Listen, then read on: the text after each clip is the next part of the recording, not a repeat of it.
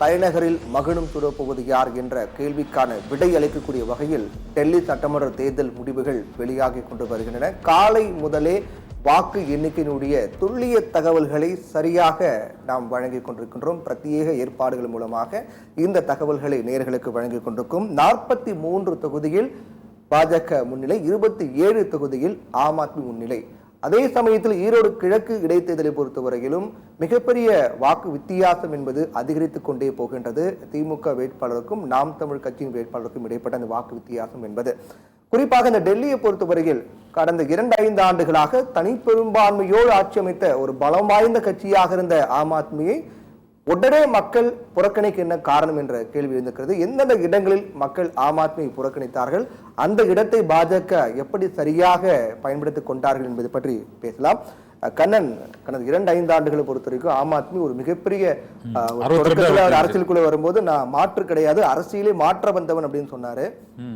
எனக்கு என்ன கேள்வி எழுது அப்படின்னா, இந்த தேர்தல் கூட்டணி இல்ல தேர்தல் கணக்கு வியூகங்களை எதுவும் தவறு செஞ்சிருக்காரோ அப்படிங்கிற கேள்வி எழுது. ஏன்னா 2013 ஒரு தேர்தல் போட்டிக்குள்ள வர்றதுக்கு மிக முக்கியமான காரணம் என்னன்னா, காங்கிரஸ் ஊழல் கட்சியா இருக்காங்க. ஒரு பெரிய பட்டியல் வெளியிட்டார். சோனியா காந்தி, சிதம்பரம் உள்ளிட்ட பெயர்கள் அடங்கி ஒரு பட்டியல் வெளியிட்டு ஊழல்வாதிகள் அப்படின்னு சொன்னாரு. அவங்களை எதிர்த்து நான் ஊழல் எதிர்ப்பு, எளிமை அப்படிங்கிற 2 விஷயங்களை மையப்படுத்தி அவர் அரசியல் களத்துக்குள்ள வராரு. அப்படி வரும்போது ஒரு மிகப்பெரிய ஒரு வாக்கு வித்தியாசம் இல்லைன்னா கூட 28 இடங்களை அவர் கைப்பற்றார். 28 இடங்களை கைப்பற்றினாலும் கூட அதற்கு பிறகு நம்ம முக்கியமான ஒரு செய்தி அதற்கு பார்த்து நம்ம பேசலாம். டெல்லி சட்டமன்ற தேர்தலில் முதலமைச்சர் அதிசி பின்னடைவு, காலை முதலே பின்னடைவு முன்னிலை என இருந்ததில் தற்போது மீண்டும் அவர் பின்னடைவு சந்தித்து வருகிறார். கல்காஜி தொகுதியில் அதிசி 2800 வாக்குகள் பின்தங்கி இருக்கின்றார். பின்னடைவு என்பது 2800 வாக்குகளாக வித்தியாசம் என்பது இருக்கின்றது. காலை முதலே அதிசி பின்னடைவு முன்னிலை என நிலையில் தற்போது மீண்டும் அவர் பின்னடைவு சந்தித்து வருகிறார்.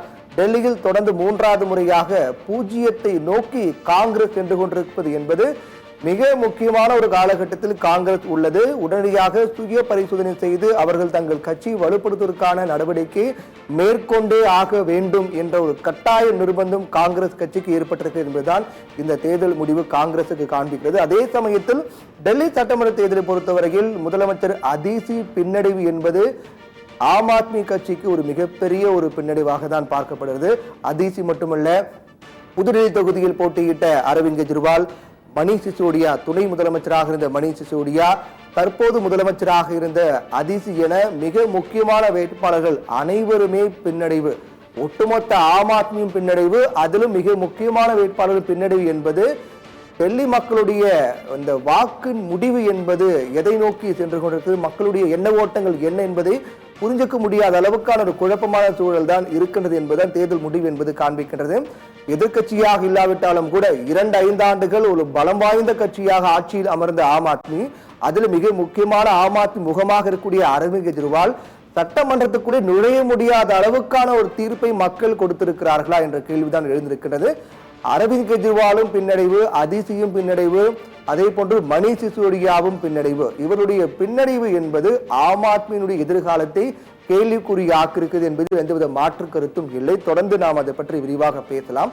அதற்கு முன்பாக கண்ணு, நாம் ஏற்கனவே பேசியிருந்த மாதிரி ஊழல் எதிர்ப்பு, எளிமை அப்படிங்கிற 2 முக்கியமான விஷயத்தை அரவிந்த் கெஜ்ரிவால் முன்னிறுத்தி வந்தாரு. அதுக்கு மக்களும் அவர் அங்கீகரித்தாங்க. ஓகே, நீங்க ஊழல் எதிர்ப்பு, எளிமை அப்படின்னு வரீங்க, எங்களுக்கு அந்த மாதிரி ஒரு தலைமை, அந்த மாதிரி ஒரு கட்சி தான் தேவை அப்படிங்கிற வகையில மக்கள் அங்கீகாரம் கொடுத்தாங்க. ஆனா எந்த நோக்கத்துக்காக மக்கள் அரவிந்த் கெஜ்ரிவாலுக்கு அங்கீகாரம் கொடுத்தாங்களோ அந்த நோக்கத்தை அவர் சரியாக தொடர்ந்து முன்னெடுக்கவில்லை என்பது ஒரு மிகப்பெரிய பின்னடைவுக்கான காரணமா பார்க்கலாமா? ஏன்னா காங்கிரஸ் எதிர்த்து அவர் கட்சியை தொடங்குறாரு, அரசியலுக்கு வராரு, தேர்தல் போட்டிகள் வராரு. அப்படிப்பட்ட அரவிந்த் கெஜ்ரிவால் இந்தியா கூட்டணி அப்படிங்கிற பேர்ல காங்கிரஸோட கை கோக்குறாரு. அது நாடாளுமன்ற தேர்தலில் ஓரளவுக்கான ஒரு சுமூகமான சூழல். டெல்லியில 7 தொகுதியும் பாஜக தான், டெல்லியில கை கொடுக்கல. ஒட்டுமொத்தமா இந்தியாவில கை கொடுத்தாலும் கூட காங்கிரஸ் ஆம் ஆத்மி கூட்டணியை டெல்லி மக்கள் விரும்பலங்கிறத எடுத்துக்கலாம். அதுக்கு இப்போ அவங்க பிரிந்து போட்டிட்டாலும் கூட இந்தியா கூட்டணியில ஒன்னா இருக்காங்க அப்படின்னும் போதும் அவர் நீங்க இந்தியா கூட்டணிக்குள்ள சேர்ந்தீங்க, காங்கிரஸோட ஏன் சேர்ந்தீங்க அப்படிங்கிற ஒரு தாக்கம், ஒரு கோபம் டெல்லி மக்கள் கிட்ட இருக்கு அப்படிங்கிற மாதிரி புரிஞ்சுக்கலாமா இதை? அது கூட ஏன்னா இந்தியா கூட்டணியில இருந்த காங்கிரஸை எதிர்த்து தான் அவர் கட்சி ஆரம்பிக்கிறாரு. அவர் நேர்மை மற்றும் அந்த ஊழல் எதிர்ப்பு தான் அவரோட முக்கிய முழக்கமா இருக்கு. எந்த துறைகளிலையும் ஊழலை நாங்கள் அனுமதிக்கவே மாட்டோம், ஊழல் செய்தவர்களுக்கு கடுமையான தண்டனையை பெற்று என்று கூறிதான் அந்த கட்சியை வந்து அவங்க தொடங்குறாங்க. 2 முறை அந்த மக்கள் வந்து ஆதரவு அளிச்சாங்க. அரவிந்த் கெஜ்ரிவாலோட செல்வாக்கு அண்டை மாநிலமான பஞ்சாப் மாநிலத்திலையும் அந்த கட்சி ஆட்சியை பிடிப்பதற்கு அதுதான் உதவியது. மற்ற கோவா மற்றும் உள்ளிட்ட பல்வேறு மாநிலங்களிலும், உத்தரப்பிரதேசம் உள்ளிட்ட பல்வேறு மாநிலங்களிலும் ஆம் ஆத்மிக்கு ஒரு குறிப்பிட்ட வாக்கு வங்கி ஒரு 2% 3% சதவீதம் என்பது அது அரவிந்த் கெஜ்ரிவாலுங்கிற அந்த பிம்பம் முகத்துக்கு தான் அது வந்து இருந்தது.